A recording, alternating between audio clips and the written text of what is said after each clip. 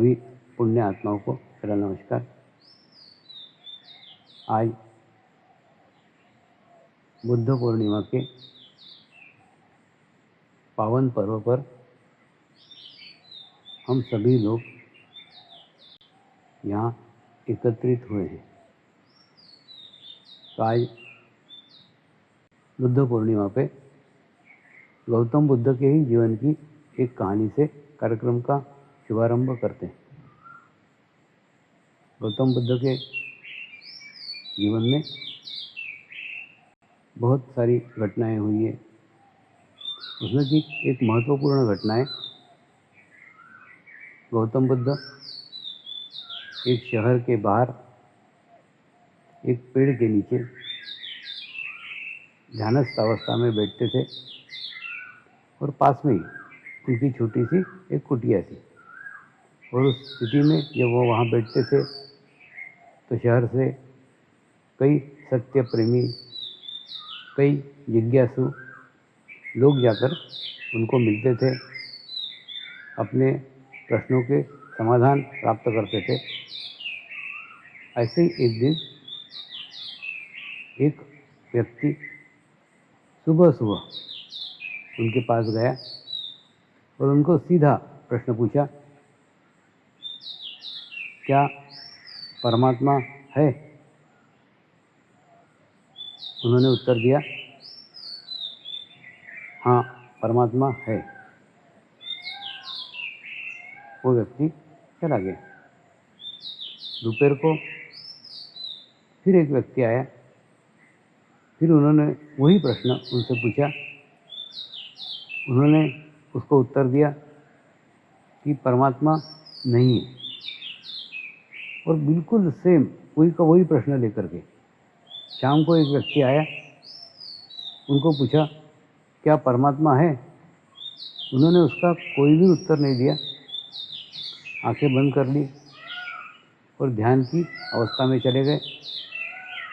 थोड़ी देर के लिए वो व्यक्ति भी ध्यान की स्थिति में चला गया और थोड़ी देर बाद वो उठा, उसने गौतम बुद्ध को नमस्कार किया और चला गया। ये तीनों घटनाएं, उनका एक शिष्य था आनंद, जो सदैव उनके साथ रहता था, उसने तीनों घटनाएं देखी। वो एक भ्रम की स्थिति में पड़ गया कि वास्तव में क्या है। किसी को बोलते हैं परमात्मा है, किसी को बोलते हैं परमात्मा नहीं है, और किसी को कुछ भी नहीं बोलते। तो उसके मन में खूब जिज्ञासा हुई, इतनी जिज्ञासा हुई कि वो रात भर ठीक से सो नहीं पाया। और दूसरे दिन सवेरे उठ करके उन्होंने सीधे उनको प्रश्न पूछा, कल रात भर मैं सो नहीं पाया, आप किसी को बोलते हैं परमात्मा है, किसी को बोलते हैं परमात्मा नहीं है, और किसी को कुछ भी नहीं बोलते, तो वास्तव में सही उत्तर क्या है? गौतम बुद्ध ने उत्तर दिया, पहली बात तो दूसरे की बातें सुनना नहीं चाहिए। एक दूसरा, तुझे लगता है कि मैंने अलग अलग उत्तर दिए, मैंने बिल्कुल अलग अलग उत्तर नहीं दिए, मैंने सबको एक ही उत्तर दिया। देखिए, जो सबसे पहले व्यक्ति आया था, जिसको मैंने कहा कि परमात्मा है, वो वास्तव में नास्तिक था। भगवान पे उसका बिल्कुल भी विश्वास नहीं था, और उसके बाद उसको कोई अनुभव नहीं था, कोई अनुभूति नहीं थी कि परमात्मा नहीं है। लेकिन फिर भी उसके उस धारणा को तोड़ने के लिए मैंने उसको कहा परमात्मा है। दूसरा, दोपहर को जो व्यक्ति आया था वो आस्तिक था, और उसके बाद में उसके बावजूद भी उसको भी परमात्मा की कोई अनुभूति नहीं थी, परमात्मा का कोई अनुभव नहीं था, और एक अंधश्रद्धा रख करके वो परमात्मा को मान रहा था। इसलिए उसको उत्तर दिया मैंने, परमात्मा नहीं है। और तीसरा जो व्यक्ति आया था वो ना तो आस्तिक था, ना वो नास्तिक था, वो ना जिज्ञासु था। वो जानना चाहता था सत्य क्या है, क्या परमात्मा है, क्या परमेश्वर है?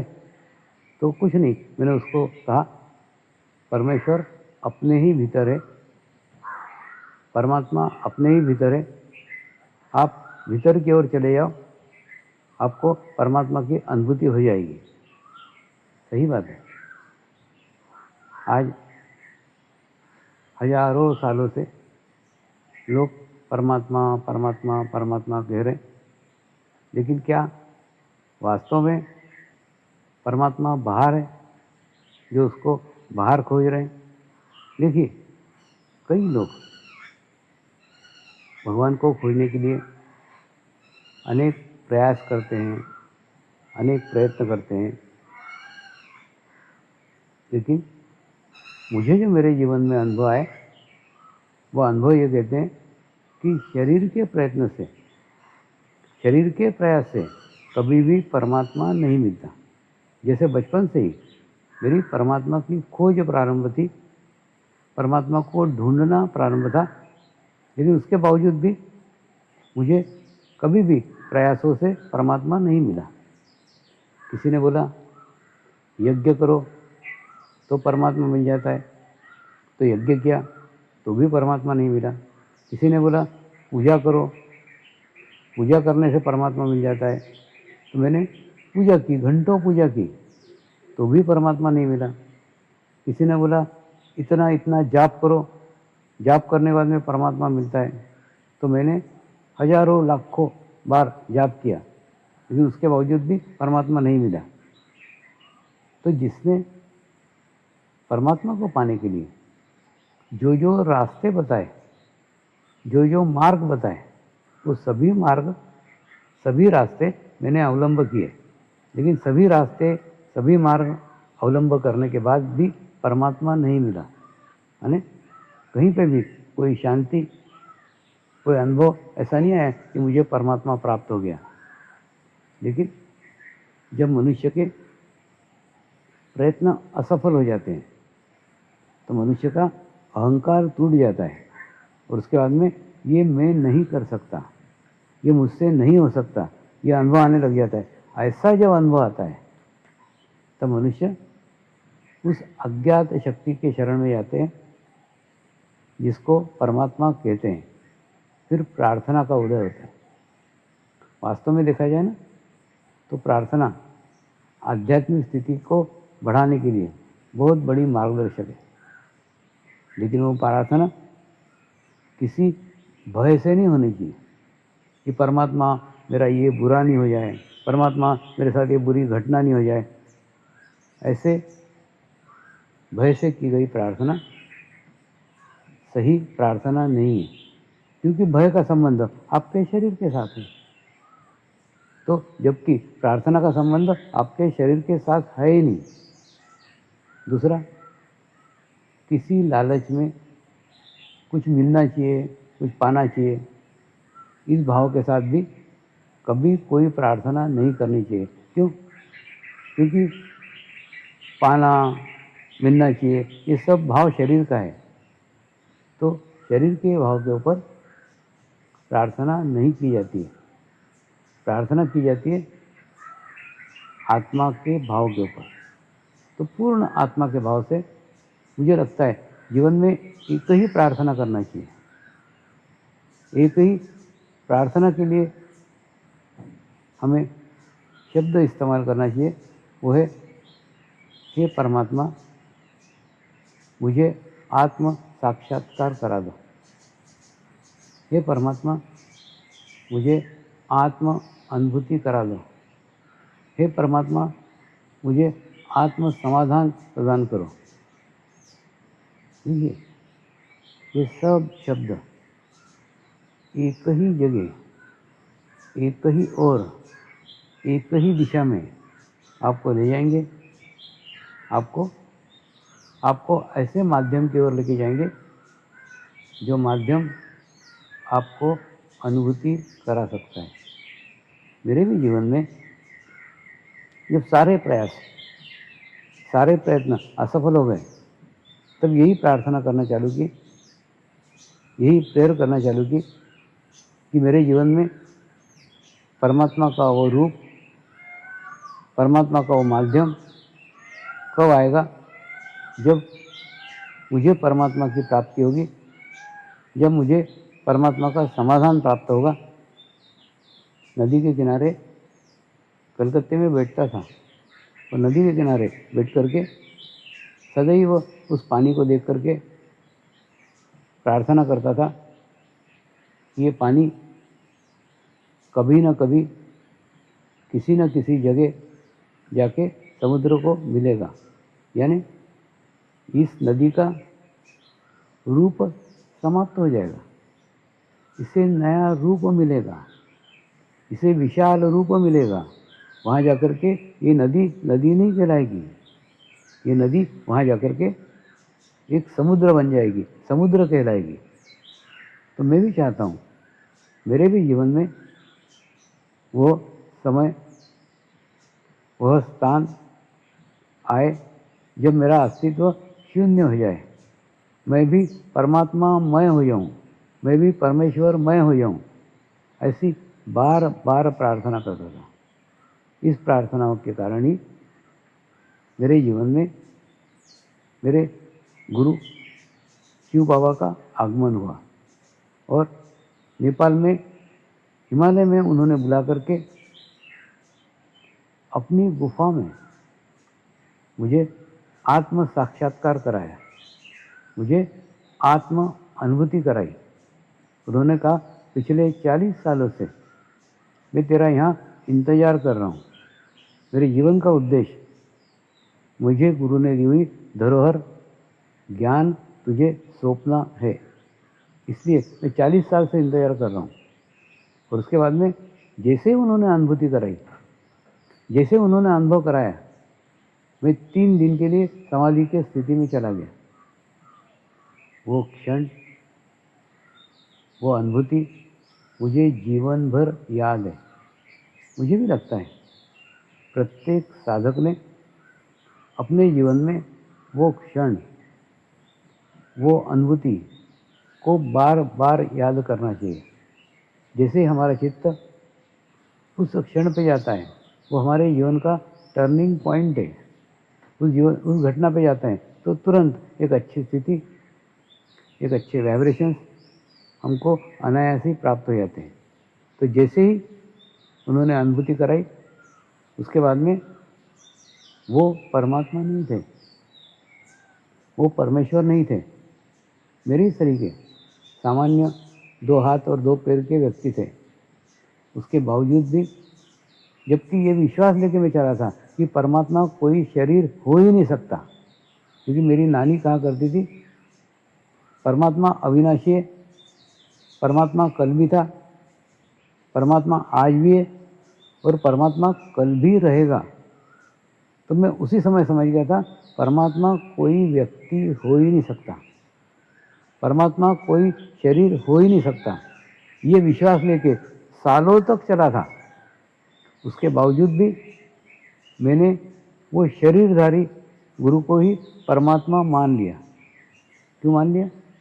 क्योंकि उनको मिलने के बाद में, उन्होंने अनुभूति कराने के बाद में मेरी परमात्मा की खोज समाप्त हो गई। और जीवन में सबसे बड़ा समाधान, मुझे परमात्मा मिल गया, मुझे परमेश्वर मिल गया, ये प्राप्त हो गया। और ये हो जाने के बाद में अंतर्मुखी यात्रा प्रारंभ हुई। सामान्य मनुष्य में और सद्गुरु में शरीर का कोई अंतर नहीं होता, हमारे जैसे का समान रहता है, लेकिन उसकी आत्मा विशेष होती है।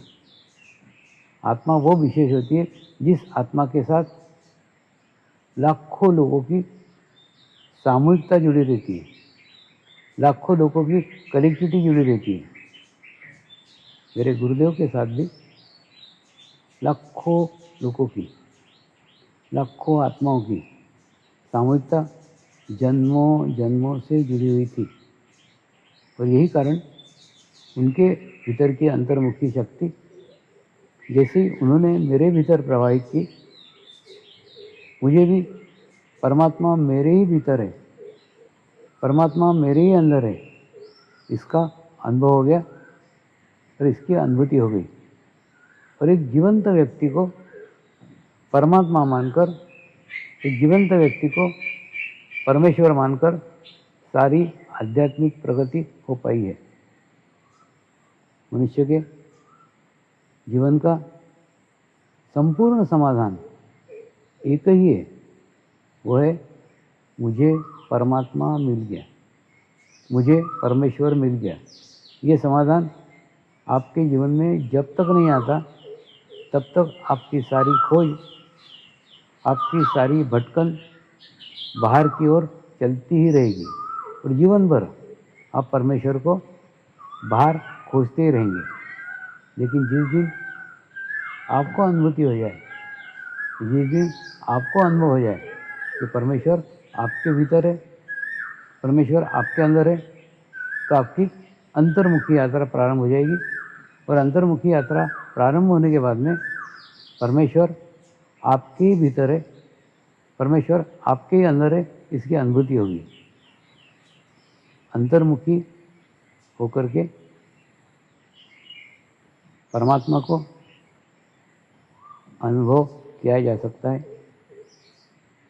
अंतर्मुखी होकर के परमात्मा को प्राप्त किया जा सकता है। लेकिन यह आसान है, लेकिन आसान नहीं भी है। कैसे? मैं आपको एक उदाहरण से समझाता हूँ। आपके जेवर आप किसी बैंक के लॉकर में रखते हैं, जेवर आपके हैं, लॉकर आपका है, लेकिन उसके बावजूद भी वो जेवर आपको तब तक प्राप्त नहीं होते जब तक बैंक मैनेजर आकर के अपनी चाबी आपके लॉकर में लगा के लॉकर खोलता नहीं है। और वो खोलने के बाद में फिर आप आपकी चाबी लगा करके पूर्ण लॉकर को खोल के जेवर ले सकते हैं। यानी आपके ही जेवर होते हुए भी आप उस मैनेजर की चाबी लगाए बिना आप वो जेवर प्राप्त नहीं कर सकते। बिल्कुल ठीक ऐसा ही परमेश्वर आपके ही भीतर है, परमात्मा आपके ही अंदर है, लेकिन आपके पास है, आपके करीब है। वो करीब होने के बावजूद भी उस परमात्मा तक पहुंचने के लिए सद्गुरु रूपी चाबी की आवश्यकता होती है। जब तक आपके जीवन में कोई सद्गुरु नहीं आता और जब तक वो आपके चित्त को भीतर नहीं कराता, तब तक परमात्मा की प्राप्ति संभव ही नहीं है। और इसके लिए आपको अंतर्मुखी होने की आवश्यकता है। और अंतर्मुखी तभी होंगे जब आपके जीवन में सद्गुरु का आगमन होगा। अंतर्मुखी होना और अंतर्मुखी होकर के परमात्मा की प्राप्ति करना, परमेश्वर की प्राप्ति करना, यह योग का प्रमुख उद्देश्य है। जब यह प्राप्ति हो जाती है तो धीरे धीरे धीरे, इसमें चमत्कार कुछ नहीं है, इसमें मिरेकल्स कुछ नहीं है। जो भी होता है वो एक क्रमबद्ध तरीके से, वो एक लयबद्ध तरीके से होता चला जाता है। देखिए, ये योग यानी आत्मा का परमात्मा के साथ योग, और ये योग होने के बाद में आपके शरीर का भाव धीरे धीरे धीरे धीरे धीरे धीरे कम होना प्रारंभ हो जाता है और आपके शरीर के अंदर आपके आत्मा का भाव धीरे धीरे धीरे धीरे बढ़ना प्रारंभ हो जाता है। और प्रारंभ होने के बाद में आपके जीवन की सभी समस्याओं का निदान योग है। देखिए, योग एक ऐसा माध्यम है जिसके माध्यम से आपके जीवन की सभी समस्याओं का हल है। क्यों? आप जरा सूक्ष्मता से देखो ना, थोड़े गहराई से सोचो ना कि आपके जीवन की सारी समस्याएं, जरा गौर से सुनो, आपके जीवन की सारी समस्याएं केवल और केवल आपके शरीर से संबंधित है। कोई भी ऐसी समस्या नहीं है, कोई भी ऐसी प्रॉब्लम नहीं है जो आपके शरीर से संबंधित नहीं हो। यही कारण है, जैसे जैसे आप में शरीर भाव बढ़ता है वैसे वैसे वो समस्या भी बढ़ने लग जाती है। इसलिए इसके अंदर शरीर भाव को कम करने का प्रयास ही नहीं किया गया है। योग का उद्देश्य आपके भीतर का आत्मभाव वृद्धिगत कर दो, और जैसे ही आत्मभाव वृद्धिगत हो जाएगा, इतना बढ़ जाएगा, इतना बढ़ जाएगा, इतना बढ़ जाएगा कि आपके भीतर का शरीर भाव धीरे धीरे धीरे धीरे धीरे धीरे कम होना प्रारंभ हो जाएगा और आपके जीवन की सभी समस्याएं, आपके जीवन की सभी प्रॉब्लम रहेगी लेकिन महसूस नहीं होगी। देखिए, होना और महसूस होना में खूब अंतर है। मैं आपको एक उदाहरण से समझाने का कोशिश करता हूँ। समझ लो एक पानी का ग्लास है, हाँ, पानी का ग्लास में 1 चम्मच काली शाही डाल दो, तो 1 चम्मच काली शाही डालने से 1 चम्मच काली शाही डालने से पूरे ग्लास का पानी काला हो जाता है। क्यों? क्योंकि ग्लास के अंदर पानी कम है और कम पानी को पूरी 1 चम्मच काली शाही प्रभावित कर सकती है, काला कर सकती है। लेकिन वही 1 चम्मच काली शाही आप जाकर के गंगा नदी में डाल दो, तो काली शाही कहाँ चली गई आपको पता भी नहीं चले। तो वहाँ जाके वो काली शाही क्या गोरी हो जाएगी, सफ़ेद हो जाएगी? नहीं, वो वहाँ पे भी काली रहेगी, लेकिन उसका अस्तित्व नगण्य हो जाएगा। बिल्कुल ठीक ऐसा ही अगर आप योग करते हो, तो योग करते हो यानी आपकी आत्मा परमात्मा के साथ समरस हो जाती है। तो समरस होने के बाद में आपका अस्तित्व नगण्य हो जाता है। तो फिर आपकी समस्याएं, आपके प्रॉब्लम, आपका शरीर का ही अस्तित्व नगण्य हो गया। तो शरीर से संबंधित जितनी भी समस्या है, आपके जीवन के जितने भी प्रॉब्लम्स हैं, सभी प्रॉब्लम नगण्य हो जाएंगे, यानी उनका अस्तित्व शून्य हो जाएगा, उसका महत्वहीन हो जाएगा। क्यों? क्योंकि आपके अंदर आत्मभाव वृद्धि हो जाएगा। योग का क्षेत्र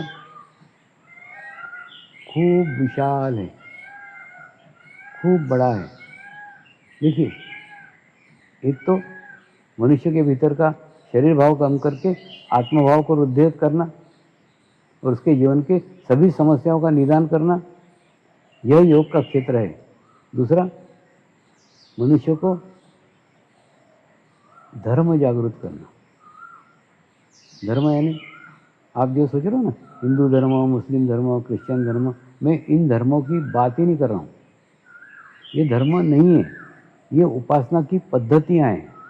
हो सकता है आपकी उपासना की पद्धति अलग हो सकता है मेरी उपासना की पद्धति अलग हो, हम दोनों की उपासना की पद्धतियाँ भले ही अलग हो, लेकिन हम दोनों का धर्म एक ही है। हम दोनों मनुष्य हैं, इसलिए इसके अंदर मनुष्य धर्म जागृत होता है। यहाँ धर्म का आशय उस ज्ञान से है क्या करना चाहिए और क्या नहीं करना चाहिए। इसका ज्ञान आपको आपके भीतर से ही होना प्रारंभ हो जाता है। फिर आप जीवन में क्या करना चाहिए, क्या जीवन में क्या नहीं करना चाहिए, इसका संपूर्ण ज्ञान उपदेशों से नहीं, आप आपके भीतर से, आपके अंदर से प्राप्त करते हैं। आपकी आत्मा ही इतनी सशक्त हो जाती है, इतनी स्ट्रांग हो जाती है कि वही आपका गुरु बन जाती है। हम जैसे अच्छा भोजन करते हैं तो उससे हमारा शरीर सशक्त होता है, तंदुरुस्त होता है, ताकतवर होता है। करते हैं ना, हम शरीर को तंदुरुस्त करने के लिए, शरीर को मजबूत करने के लिए, शरीर को स्ट्रांग करने के लिए व्यायाम करते हैं, उसके बाद में योगासन करते हैं। लेकिन कभी आत्मा को स्ट्रांग करने के लिए कुछ करते हैं क्या? नहीं, आत्मा को स्ट्रांग करने के लिए ध्यान करने की आवश्यकता है। ध्यान के माध्यम से जैसे आपके भीतर का आत्मभाव जागृत होगा, वैसे वैसे आपका आत्मा सशक्त होगा, स्ट्रांग होगा। तो स्ट्रांग होकर के फिर आपको सही गाइडेंस करेगा। तो अगर इस विश्व के प्रत्येक मनुष्य के भीतर का धर्म जागृत हो जाए, धर्म यानी वो ज्ञान जागृत हो जाए, क्या करना चाहिए क्या नहीं करना चाहिए, तो सारा संसार ही, सारा विश्व ही समस्या रहित हो जाएगा। हमारे पूर्वजों ने खूब सुंदर कल्पना की थी, वसुधैव कुटुंबकम, यानी सारा विश्व, सारा संसार एक कुटुंब के समान है। लेकिन ये भावना साकार करने के लिए कोई तो माध्यम होगा। ये केवल कोरी कल्पना नहीं थी। तो इसके साकार करने का माध्यम कोई उपासना पद्धति नहीं हो सकती।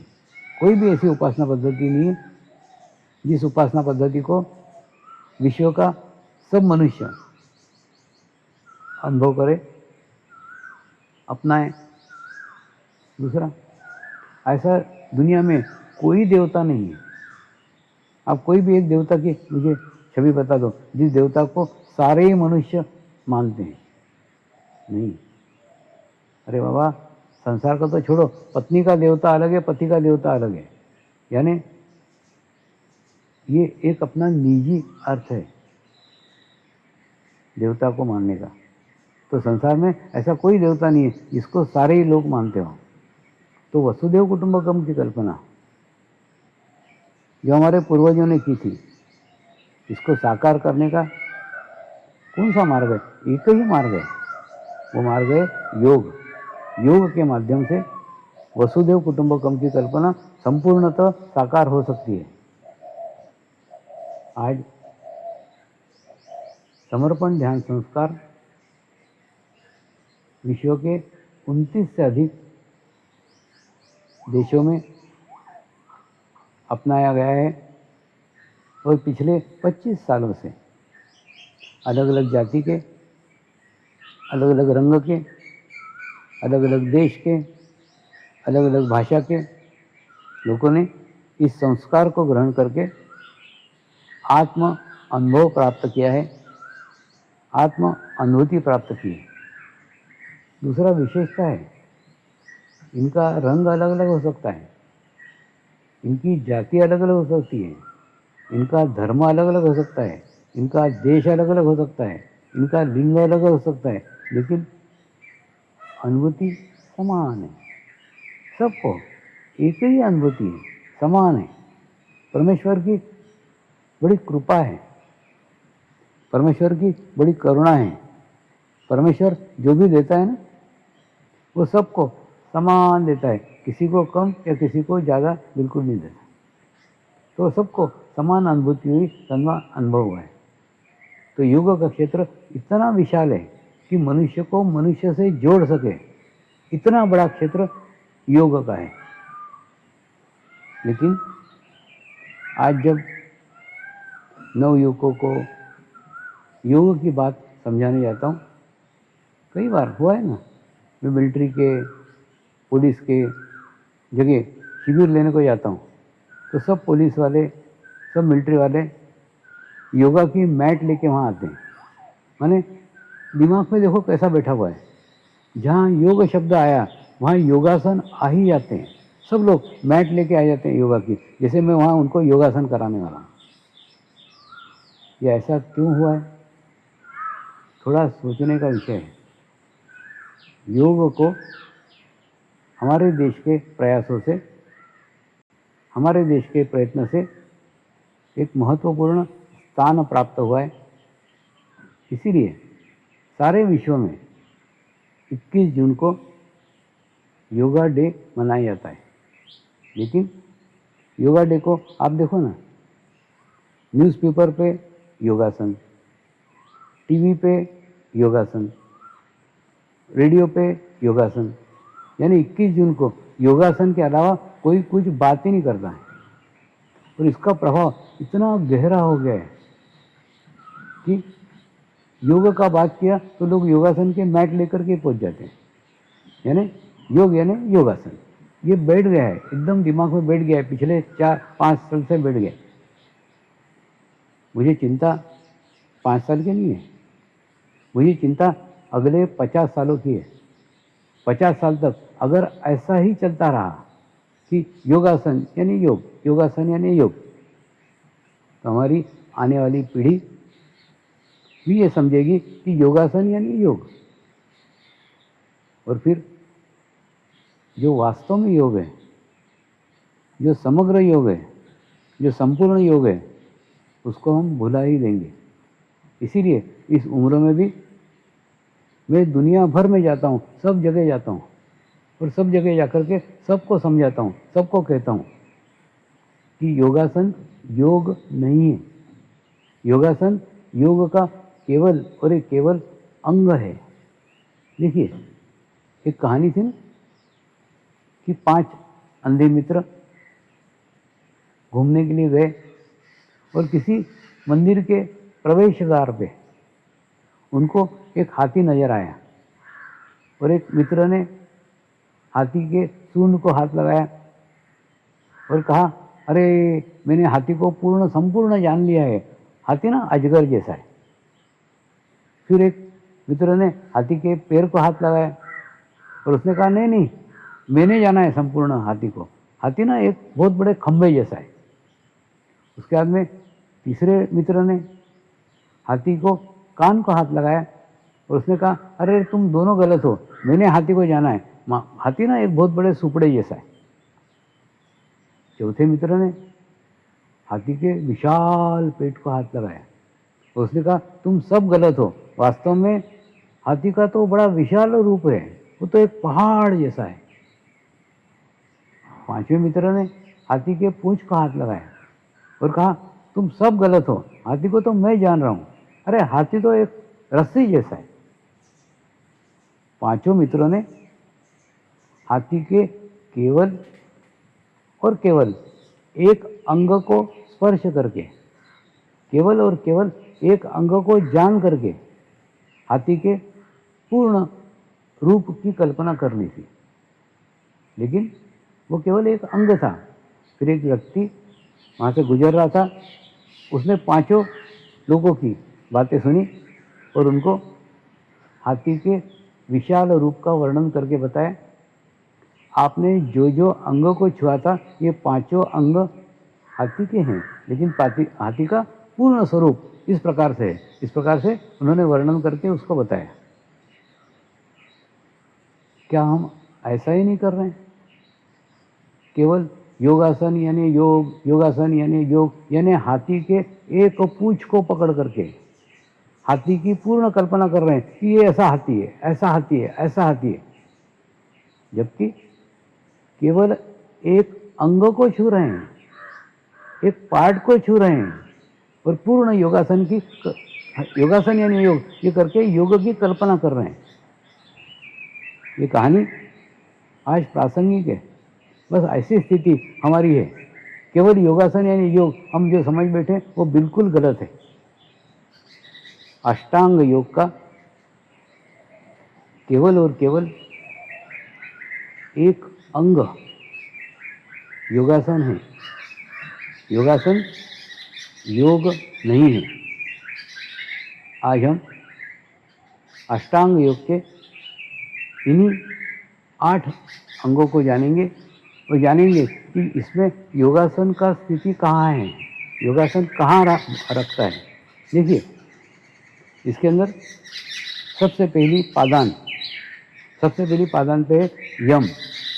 यम यानी हमारी बुरी बातों को, हमारे बुरे कर्मों को त्याग करना, बुरे कर्मों को छोड़ना।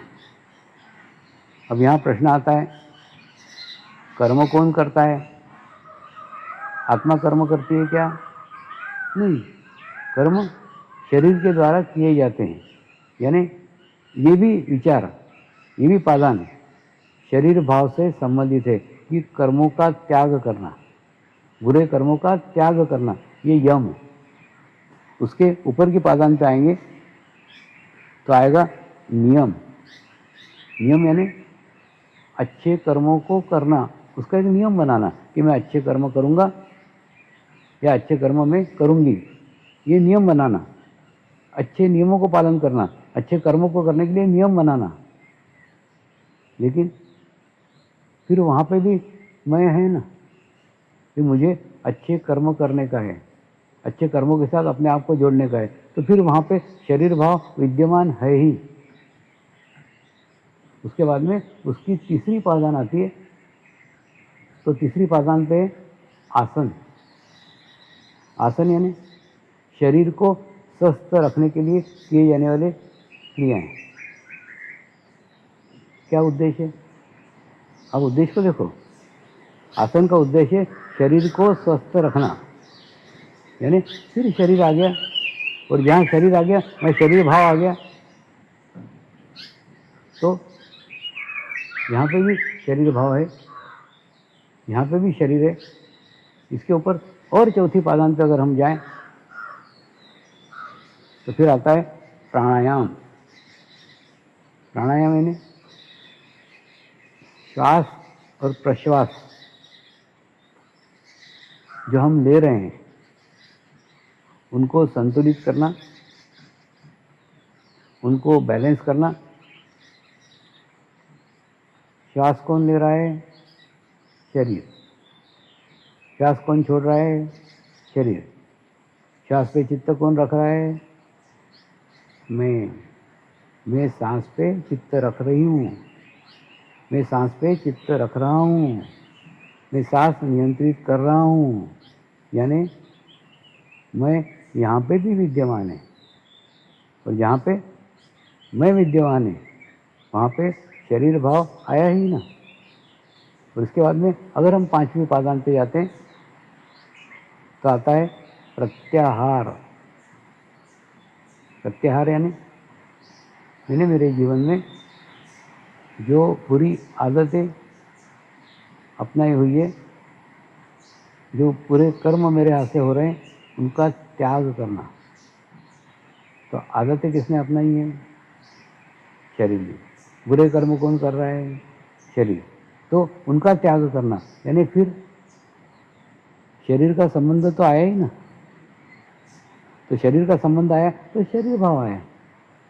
तो यहाँ पे भी मैं का विद्यमान है ही ना, शरीर का भाव है ही। इसके ऊपर के पादान पे आते हैं तो वो है धारणा। धारणा है अपने मन को धीरे धीरे धीरे धीरे किसी एक माध्यम पे, किसी एक स्थान पे, किसी एक बिंदु पे अपने मन को एकाग्र करना धारणा है। अपने चित्त को, मन को एकाग्र करना धीरे धीरे धीरे धीरे धीरे धीरे धीरे धीरे। लेकिन यहाँ पे भी जहाँ करना आया वहाँ करता आया, और जहाँ करता आया वहाँ शरीर भाव आया, और जहाँ शरीर भाव आया वहाँ योग नहीं। तो यहाँ पे भी कर्ता का भाव है।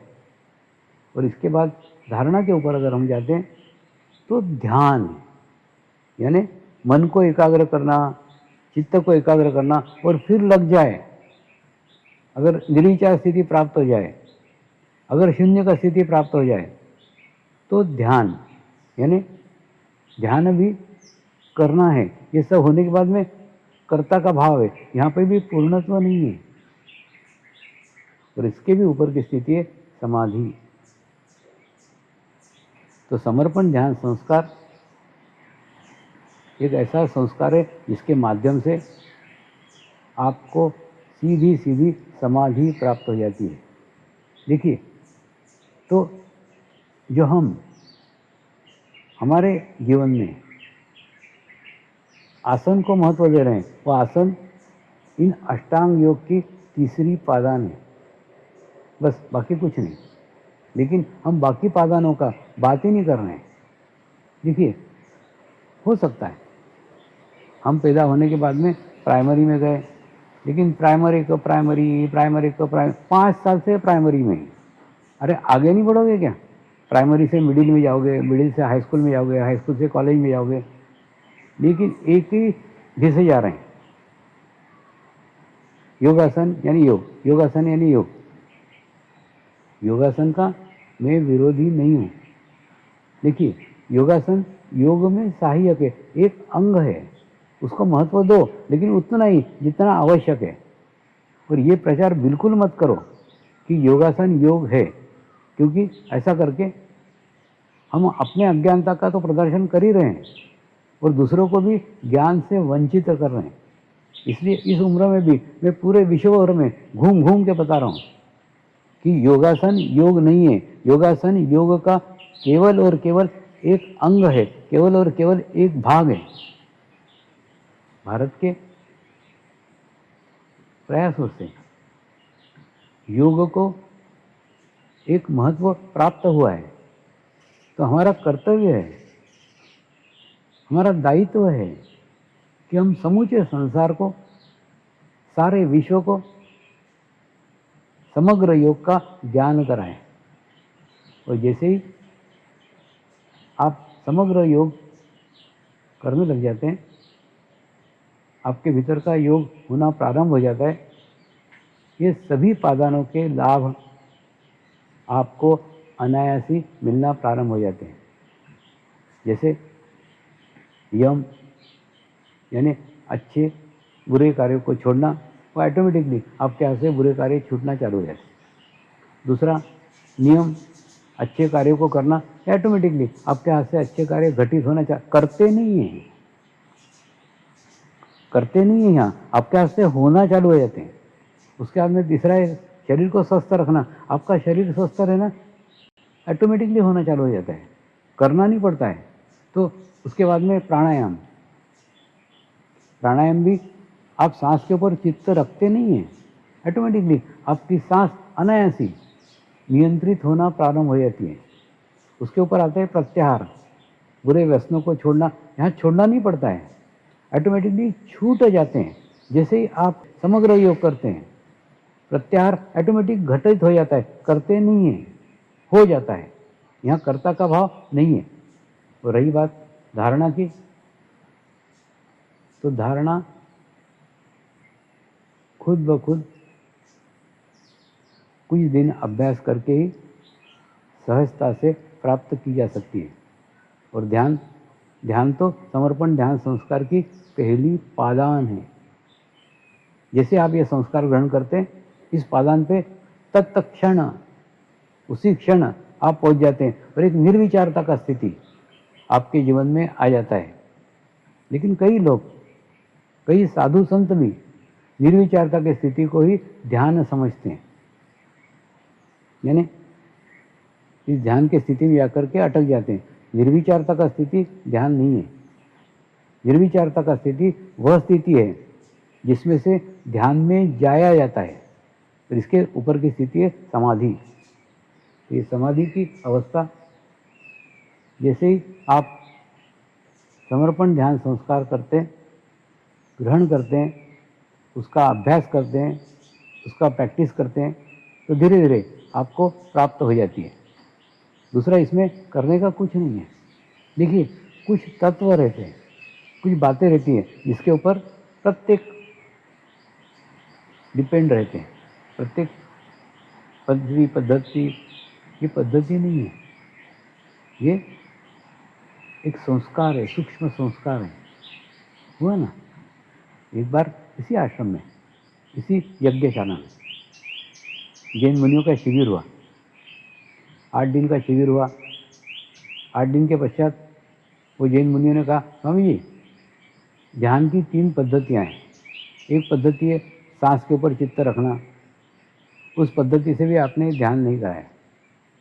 दूसरी पद्धति है भस्त्रिका प्राणायाम करके ध्यान करना, उस पद्धति से भी आपने नहीं सिखाया। तीसरा है त्राटक, एक दिए की लौ की तरफ एकाग्रता से देखते रहना, आपने उस पद्धति से ध्यान नहीं कराया। आपने तो कुछ भी नहीं कराया। फिर हमको जो अनुभूति हुई है, हमको जो अनुभव हुआ है, हम दूसरे को कैसे बताएं? लोग पूछेंगे किस पद्धति से सीख के आए, तो हम क्या बताएं? मैंने उनको कहा, ये ध्यान की पद्धति नहीं है, ये एक पवित्र आत्मा पे किया गया संस्कार है, कुछ नहीं। आपके आत्मा ने सामूहिकता में इच्छा प्रकट की कि आपको अनुभूति होना चाहिए, आपको अनुभूति हुई, तो ये एक संस्कार है। और ये संस्कार एक मंत्र के ऊपर आधारित है।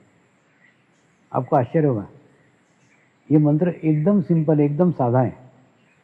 मेरे बचपन में ना, मेरे अंदर एक आवाज़ चलती थी, मैं एक पवित्र आत्मा हूँ, मैं एक शुद्ध आत्मा हूँ। बस इसी को मंत्र बना दिया। और मंत्र बनाने के बाद में, मंत्र सिंपल है, लेकिन उसके पीछे मेरी 60 साल की साधना है, और उसके साथ लाखों लोगों की सामूहिकता है, लाखों लोगों की कलेक्टिविटी है।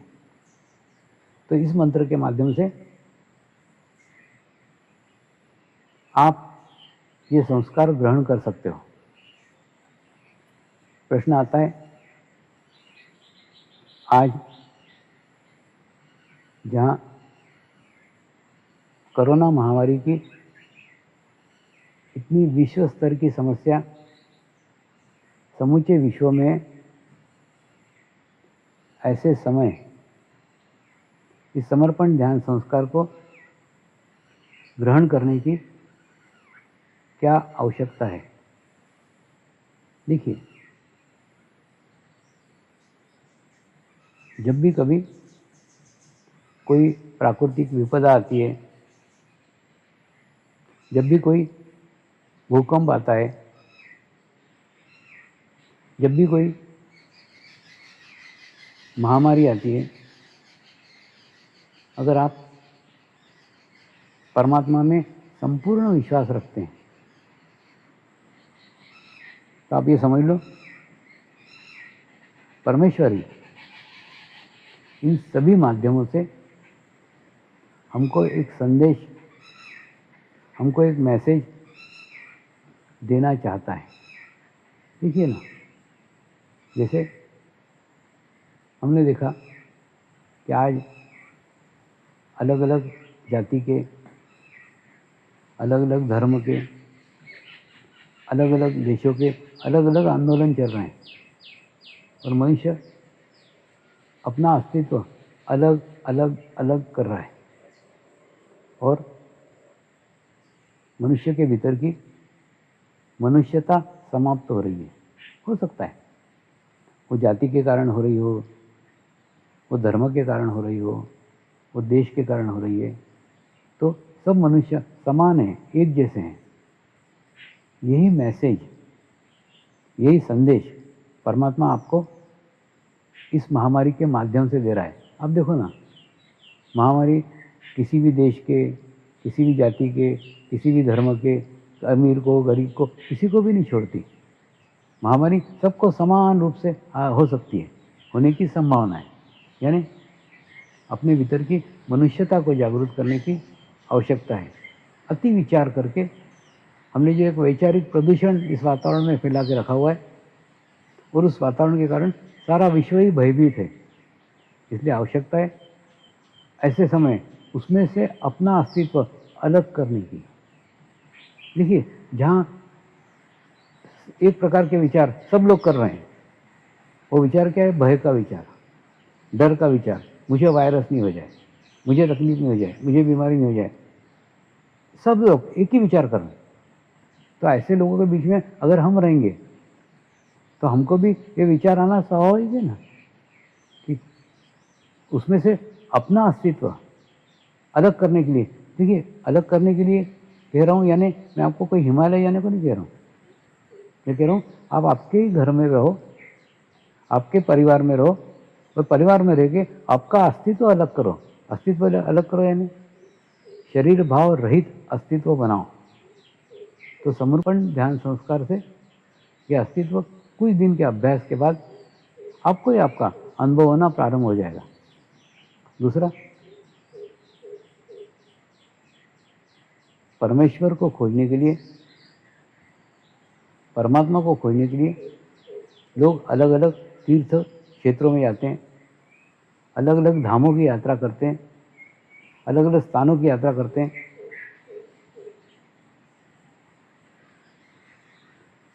परमात्मा को दुनिया भर में खोजते हैं। केवल उनकी खोज निज धाम को होकर होती रहती है। निज धाम में नहीं जाएंगे। परमेश्वर अपने ही अंदर है, परमात्मा अपने ही अंदर है, लेकिन अंदर के परमात्मा को छोड़ के बाहर परमात्मा खोजेंगे। तो जैसे संत कबीर ने कहा है ना, मुझको कहाँ ढूंढे रे बंदे, मैं तो तेरे पास हूँ। शिरडी के साईं बाबा ने कहा है, परमात्मा तुम्हारे भीतर है, तुम्हारे अंदर है, उसको बाहर मत खोजो। कई संतों ने कहा, कई बुद्ध पुरुषों ने कहा, हमको अनेकों जन्मों में, इन संतों का, इन बुद्ध पुरुषों का सानिध्य प्राप्त हुआ, हमने इनके दर्शन भी किए, हमने इनके प्रवचन भी सुने, लेकिन जो अंतर यात्रा प्रारंभ होना चाहिए थी वो नहीं हो पाई। वो अगर हो जाती तो परमेश्वर को बाहर खोजने की, परमेश्वर को बाहर ढूंढने की आवश्यकता ही नहीं रहती। परमेश्वर को आप आपके भीतर अनुभव करते हैं। तो आज आवश्यकता है, परमात्मा हमको दो संदेश, दो मैसेज इस महामारी के माहौल में दे रहा है। एक तो ये कि मनुष्य सब समान है। आप अपने कितने भी जाति के, धर्म के, देश के भेद कर लो, लेकिन परमेश्वर एक ही दृष्टि देखता है, एक ही मैसेज देता है कि मनुष्य मनुष्य है। तो आपके भीतर की मनुष्यता जागृत हो, ये उसका उद्देश्य है। दूसरा, परमेश्वर को जो हम बाहर खोज रहे हैं, बाहर ढूंढ रहे हैं, वो परमेश्वर बाहर नहीं है। तो परमेश्वर ने अपने सारे दरवाजे खिड़कियां बंद कर दी, आओ मत मेरे पास, बंद कर दिया उन्होंने। सब प्रार्थना स्थल बंद हो गए, मंदिर बंद हो गए, सब बंद हो गए। वो बोले तुमको समझा समझा के बताया मैंने कि अंदर आओ, अंदर जाओ, नहीं जा रहे। अब अंदर जाने के सिवा कोई मार्ग ही नहीं है, और अभी कई दिनों तक भी ये मार्ग नहीं है। अब अंदर जाने का एक ही मार्ग बचा है, एक ही रास्ता है कि आप अपने परमात्मा को अपने भीतर अनुभव करो। और यह अनुभव तभी होगा जब आप अंतर्मुखी आएंगे। तो समर्पण ध्यान संस्कार एक मंत्र के ऊपर आधारित है। वही मंत्र से आज लाखों लोग ध्यान करते हैं, लाखों लोग मेडिटेशन करते हैं। आइए चलें हम उसी पद्धति से ध्यान करें। देखिए, जैसे मैं बैठा हूँ ना, ऐसे आप लोग भी बैठिए। और अगर आप कुर्सी पर भी बैठे हैं तो आप जमीन पर बैठ जाइए। आपका ना मूलाधार चक्र, जमीन को स्पर्श होना अत्यंत आवश्यक है।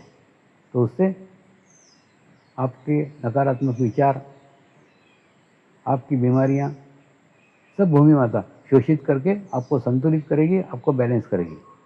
उसके बाद में आपका जो ये वाला पार्ट है ना, ये वाला पार्ट आप आपके तालू भाग पे रखिए इस प्रकार से, और हल्का सा उसमें दबाव दीजिए। हल्का सा दबाव देके 3 बार उसको क्लॉकवाइज घुमाइए। मनुष्य का स्वभाव है कि जहाँ हम हाथ लगाते हैं ना, हमारा चित्त वहाँ चला जाता है। तो हमारा भी चित्त वहाँ चला जाना चाहिए। वहाँ एकदम स्थिर कर लीजिए उसको, चित्त को वहाँ स्थिर करके एकदम धीरे धीरे धीरे धीरे हाथ को नीचे ले आइए, एकदम आहिस्ता आहिस्ता।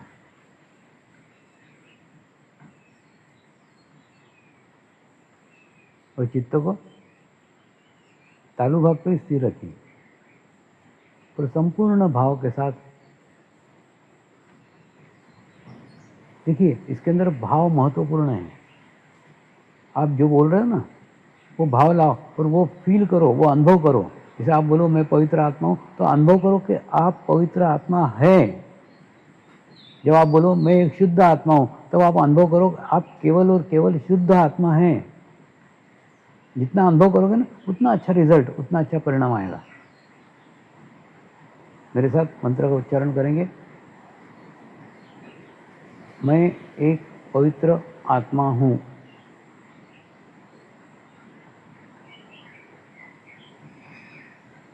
मैं एक शुद्ध आत्मा हूँ।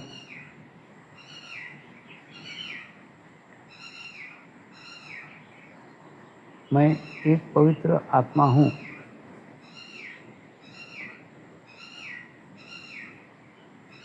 मैं एक शुद्ध आत्मा हूँ।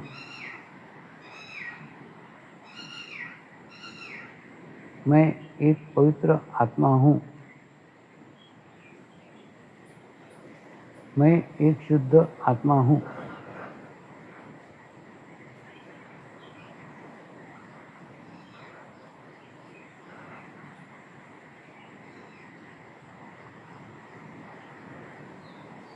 और अपना चित्त तालू भाग पे रख के थोड़ी देर ध्यान करो।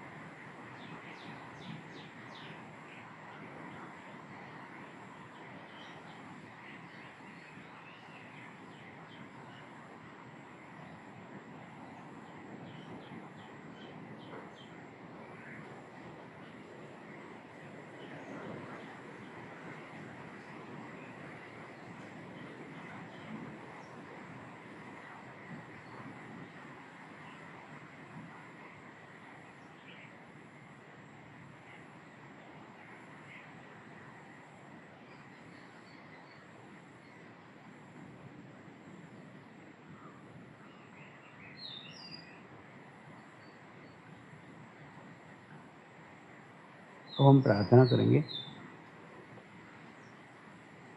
हे परमात्मा, कृपया मुझे आत्म साक्षात्कार प्रदान करने की कृपा करें। हे परमात्मा, कृपया मुझे आत्म साक्षात्कार प्रदान करने की कृपा करें। हे परमात्मा, कृपया मुझे आत्म साक्षात्कार प्रदान करने की कृपा करें। तो आपको आपके शरीर में क्या अनुभूतियाँ होती हैं, जरा चित्त करें।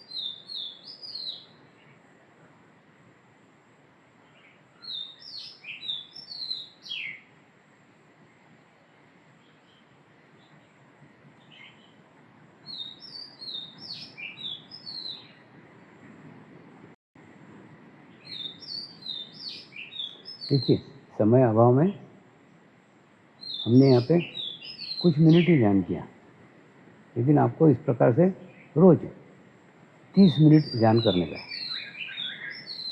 30 मिनट रोज आप 45 दिन करके देखो ना। 45 दिन में आपके 22.5 घंटे जाएंगे, लेकिन 22.5 घंटे में आपकी दुनिया बदल चुकी होगी। एक सकारात्मक वातावरण, सकारात्मक चेंज आपके जीवन में आएगा। और दूसरा,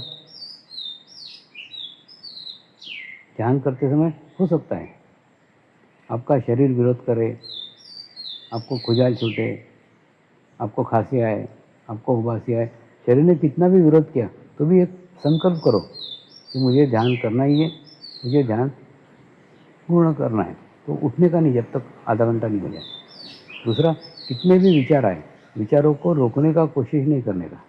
विचारों का केवल निरीक्षण करो, कौन से विचार आ रहे हैं, कौन से विचार जा रहे हैं। आप देखोगे जैसे आपका चित्त विचार हो जाएगा ना, धीरे धीरे धीरे विचार कम हो जाएंगे। और तीसरा, आपकी बुद्धि कितना भी आपको डाइवर्ट करने की कोशिश करे, ये तेरे से होगा नहीं, ये टाइम वेस्ट कर रहा है, ऐसा कितना भी बोले, तो भी 30 मिनट वहाँ से हिलो मत। ऐसा अगर करने में आप सफल होते हो तो फिर आपका ध्यान धीरे धीरे 45 दिन में अच्छा लगना चालू हो जाएगा। लेकिन रेगुलरली करो। और दूसरा ना, मैंने एक मार्ग चुना है, वो आपको बताता हूँ। मैंने मेरे 30 मिनट मेरे गुरु को दान किए, तो मेरा दिन ना 23.5 घंटे का रहता है। तो आधा घंटा वो मेरा है ही नहीं, ऐसा सोच करके मैं बैठता हूँ। तो आप भी ऐसा बैठ के देखो ना, आधा घंटा मेरे को दे दो, 22.5 घंटे जाएंगे आपके। लेकिन क्या बोलते हैं ना, आपका ध्यान लगे नहीं, आधा घंटा बैठे रहो। पहले ना बैठक तैयार करनी पड़ती है, रेगुलरली बैठ बैठ के। तो ऐसा करोगे तो ज़रूर होगा। नमस्कार। आपने इतना अच्छे से सुना मेरे को, उसके लिए खूब खूब धन्यवाद।